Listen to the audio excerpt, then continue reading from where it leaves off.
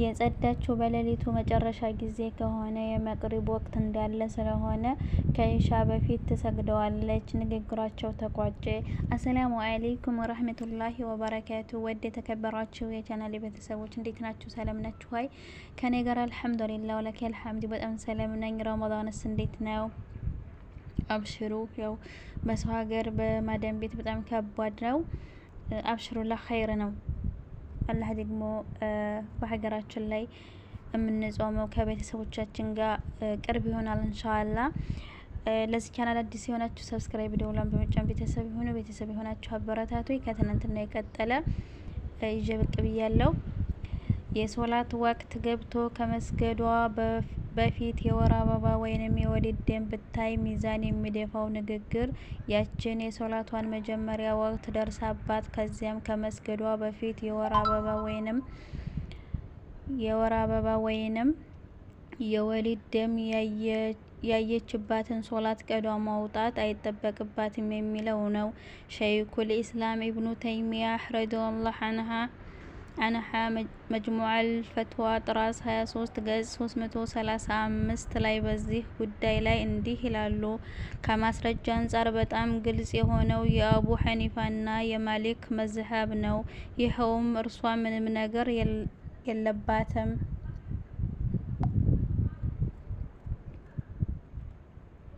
የሚለው ነው። ምክንያቱም ቀዷ ግዴታ የሚሆነው በአዲስ ትዕዛዝ ነው። እዚህ ቀዷ ማውጣት ግድ ይሆንባታል የሚል ትዕዛዝ የለም። እርሷ ወሰን አላፊ ሳትሆን የተፈቀደ የሆነን ማዘግየት ነው የያዘችው። እንቅልፍ ላይ የነበር ወይንም ሶላትን ወቅት ያላስታወሰ ቢሆን እንደዚህ ወሰን አላፊ የለም። ምክንያቱም እሱ የሚሰራው ወይንም የሚሰግደው ቀዷ ስላልሆነ እስከሚነቃ ድረስ እስከሚያስታውስ ድረስ ያ ለእርሱ ወቅት ነው። ንግግራቸው እዚህ ላይ ተቋጨ። 2 የበሽታ ደምና ብይኑ እስቲሃዳ ማለት አዚል ከሚለው የደም ቧንቧ ያለው ወቅቱ የሚፈስ ደም ነው። የበሽታ ደም ያለባት ሴት ጉዳይ በጣም አስቸጋሪ ነው። ምክንያቱም የበሽታ ደምና የወር አበባ ደም ስለሚመሳሰል ነው። ደሙ ያለማቋረጥ ወይም አብዛኛውን ጊዜ የሚፈስ የሆነ የትኛውን ነው የወር አበባ ብላ የምታስበው? የትኛውስ ነው የበሽታ ደም ብላ በማሰብ ለእሱ ሶላትና ጾም የማትተወው? የበሽታ ደም ያለባት ሴት የጧሃራነት ፍርድ ይሰጣታል። ይህንን መሰረት በማድረግ የበሽታ ደም ያለባት ሴት ከሶስት አንዱ ሁኔታ ሊኖራት ይችላል። አንደኛው ሁኔታ በበሽታው ከመያዟ በፊት የታወቀ ልምድ ያላት ሴት ለምሳሌ ይህን ከመከሰቱ በፊት ወሩ በመጀመሪያ ወይም መካከል 5 ወይም 8 ቀን የምታይ ከሆነ ከእርሷ ጊዜውን ቁጥሩንም ስለምታውቀው የልምዷን ያህል ትቀመጣለች። ሶላትና ጾምን ትተዋለች። በዚህ ጊዜ የወር አበባ ያለባት ሴት ፍርድ ትይዛለች። የተለመደ ጊዜ ሲጠናቀቅ ታልባሰላለች። ቀሪውንም ደም በሽታ ደም ብላ ትቆጥረዋለች። ለዚህም ነብዩ ለኡሙ ሐቢባ እንዲህ አሏት፣ የወር አበባሽ ያግድሽ የነበረውን ያህል ጠብቂ፣ ከዚያም ታጠቢና ስገጂ። ሙስሊም ዘግበውታል። ነብዩ ሰለላሁ ዐለይሂ ወሰለም ለፋጡማ ቢንት አቢ ሁበይሽ እንዲህ አሏት፣ ይህ የሻደም የወር አበባ ሳይሆን ከደም ቧንቧ የሚወጣ ነው። የተለመደው የወር አበባሽ ሲመጣ ሶላት ጠይብ ሐዲስ ሙስሊም ዘገባ ነው። ሁለተኛው ሁኔታ የታወቀ ልምድ የሌላት ነገር ግን ደሙ አንዱ ከሌላው የተለየ ከፊሉ የወር አበባን ባህሪ የያዘ ጥቁር ወይንም ወፍራም ወይንም ሽታ ያለው ደም ከሆነ እና ከፊሉ የወር አበባን ባህሪ ያልያዘ ቀይ የሆነ ውፍረት እና ሽታ የሌለው ደም ከሆነ በዚህ ሁኔታ ላይ የወር አበባ ባህሪ የያዘችውን የወር አበባ ነው ብላ ትቀመጥ። ሶላትንና ጾምንም ትተው የቀረውን የበሽታ ደም ነው ብላ በማሰብ ያ የወር አበባ ባህሪ የያዘው ደም ሲጠናቀቅ ትታጠብና ሶላት ትስገድ። እሷንም እንደ ጧሃራ ይቆጠርላታል። ነብዩ ሰለላሁ ዐለይሂ ወሰለም ለፋጡማ ቢንት አቢ ሁበይሽ እንዲህ አሏት፣ የወር አበባ ደም በጥቁረቱ የሚታወቅ ነው። በዚህ ሰዓት ሶላትን ተቆጠሪ፣ ውዱእ አድርገሽ ሶላትሽን ስገጂ። ነሳኢ አቡ ዳውድ ዘግበውታል። ኢብኑ ሒባን ሶሒህ ብለውታል። ከዚህ ሐዲስ የምንማረው የበሽታ ደም ያለባት ሴት የደም ባህሪ በማግኘት እዚህ ባህሪ ባህሪዬ የወር አበባን እና ሌላውን ተለያዩ። ሶስተኛ ሁኔታ የበሽታ ደሙ በፊት ወቀለም ሌላ እና የወር አበባን በባህሪው ከሌላው መለየት የማለት ጊዜ አብዛኞቹ ሴቶች የሚታዩትን ወይም የሚቆይባቸውን የወር ውስጥ 7 ቀናትን ለወር አበባ ትቀመጣለች። ይህም አብዛኞቹ ሴቶች ልምድ ነው።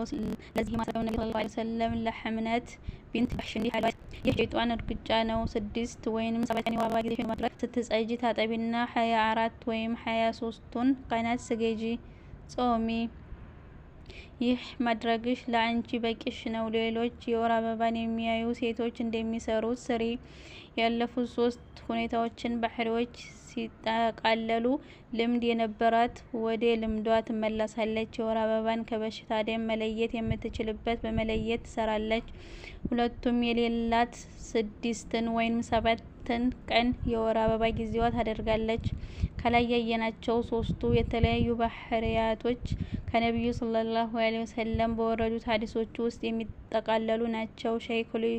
ሸይኹል ኢስላም ኢብኑ ተይሚያ የበሽታ ደም ያለባት ሴት ምልክት የተባሉ 6 ናቸው ወይ ልምድ ነው።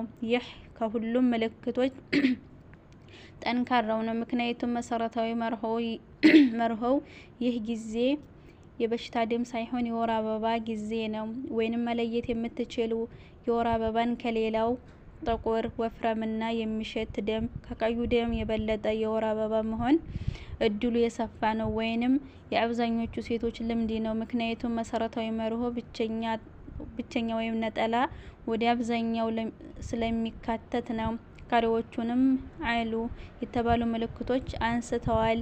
በስተመጨረሻም ሸይኹ ከተወሩት ወሬዎች ለእውነት የቀረቡትና ግምት የሚሰጣቸው እነዚህ በሱና የተጠቀሱ ሲሆኑ ከነዚህ ውጭ ያሉት መጣል ነው ይላሉ። የጦህራነት ፍርድ በምትይዝበት ሁኔታ ላይ እያለች የበሽታ ደም ያለባት ሴት የሚጠበቅባት ነገር ማብራሪያው እንዳለፈው የወር አበባ ነው ተብሎ የሚታሰበው ደም ሲጠናቀቅ ገላዋን መታጠብ ግዴታ ይሆንባታል። ከውስጥ የሚወጣውን ለማስወገድ ብልቷን በየሰዓቱ በመታጠብ የሚወጣውን እንዲያግደውና ከመፍሰስ እንዲከለክለው መውጫው ላይ ጥጥ ወይም ሌላ ነገር በማድረግ እያንዳንዱ ሶላት ወቅት ሲገባ ውዱ ታደርጋለች። ለዚህም ነብዩ ሰለላሁ ዐለይሂ ወሰለም የበሽታ ደም ያለባትን ሴት አስመልክተው እንዲህ ይላሉ። በወር አበባ ሰዓት ሶላትን ትታጠብ፣ ከዚያም ለየሶላቱ ውዱ ታድርግ። አቡ ዳውድ፣ ኢብኑ ማጃህና ትርሚዚ ዘግበውታል። ትርሚዚም ሐሰን ነው ብለውታል። በሌላ ዘገባ ነብዩ ሰለላሁ ዐለይሂ ወሰለም እንዲህ ብለዋል፣ ጥጥን እንድትጠቀሚ ጠቁምሻለሁ። በአሁኑ ጊዜም ዘመን አመጣሹን ሞዴስ በመጠቀም ይቻላል። 3ኛ የወሊድ ደምና ብይኑ ኒፋስ ማለት በወሊድ ጊዜና ከወሊድ በኋላ ከማህፀን የሚወርድ ደም ነው። ይህ ደግሞ በእርግዝና ጊዜ ታግቶ የቆየ ሲሆን ከወሊድ በኋላ ትንሽ ትንሽ እያለ የሚወጣ ነው። ከምጥ በፊት ከምጥ ምልክት ጋር የሚመጣ ደም ከኒፋስ ደም ይቆጠራል። ይህንንም ደም የኢስላም ምሁራን ከወሊድ በፊት 2 ወይም 3 ቀን ብለው ጊዜውን ገድበውታል። ነገር ግን በአብዛኛው የሚከሰተው ከምጥ ጋር ነው። ልጅ ተብሎ የሚታሰበው የሰውነት አካል መፈጠር ግልጽ የሚሆንበት ጊዜ ነው። ዝቅተኛው የሰውነት መፈጠር ግልጽ የሚሆንበት ጊዜ 81 ቀን ሲሆን አብዛኛው ግን 3 ወር ነው። እድሜው ከ81 ቀን በታች የሆነ ነገር ቢወርድ እና ከእርሱ ጋር አብሮ ደም ቢፈስ እሱን ከምንም አትቆጥረውም። ለሱ ብላ ሶላትንም ሆነ ጾም አትተውም። ምክንያቱም ይህ የተበላሸ ደም ስለሆነ እንደ ማጽዳት ነው የሚቆጠረው። እርሷም የበሽታ ደም ያለባት ሴት አይነት ፍርድ ይኖራታል። በአብዛኛው የወሊድ ደም ጊዜ ቆይታው ጽንሱ ከተወለደ ወይም ከመወለዱ በፊት 2 ወይም 3 ቀን ጀምሮ 40 ቀን ነው። ለዚህም ማስረጃው የኡሙ ሰልማ ሐዲስ ነው። በአላህ መልእክተኛ ሰለላሁ ዐለይሂ ወሰለም ዘመን የወሊድ ደም ያለባት ሴት 40 ቀን ትቀመጥ ነበር። ትርሚዚና ሌሎችም ዘግበውታል። ትርሚዚና ሌሎችም እንደዘገቡት የኢስላም ሊቃውንቶች በዚህ ጉዳይ አንድ አይነት አቋም ይዘዋል። በየትኛውም ጊዜ ከጸዳች፣ ለምሳሌ ደሙ መውጣቱን ካቆመ ታጥባ ሶላት ትሰግዳለች። ደሙ መፍሰሱን ሳያቆም 40 ቀን ከሞላትና የወር አበባ ጊዜዋን ልምዷን የሚገጥም ከሆነ ይህ ደም የወር አበባ ደም ነው። ነገር ግን የወር አበባ ጊዜዋን የማይገጥም ከሆነ እና ያለማቋረጥ የሚቀጥል ከሆነ ይህ ደም የበሽታ ደም ስለሆነ ከ40 ቀን በኋላ ለእርሱ ብላ ኢባዳን አትተውም። ከ40 ቀን ቢጨምርም የማይቀጥልና የወር አበባ ልምድን የማይገጥም ከሆነ በዚህ የወሊድ ደም ነው ወይንስ አይደለም በሚለው ላይ የዑለሞች ልዩነት አለበት። ከወሊድ ደም ጋር የተያያዙ ብይኖች በሚከተሉት ሁኔታዎች የወሊድ ደም ፍርድ እንደ ወር አበባ ፍርድ ነው ይቀጥላል። በድጋሚ ለዚህ ቻናል አዲስ የሆናችሁ ሰብስክራይብ ደውላን በመጫን ቤተሰብ ሁኑ። ቤተሰብ የሆናችሁ አበረታቱኝ። ሰላሙ አለይኩም ወራህመቱላሂ ወበረካቱ።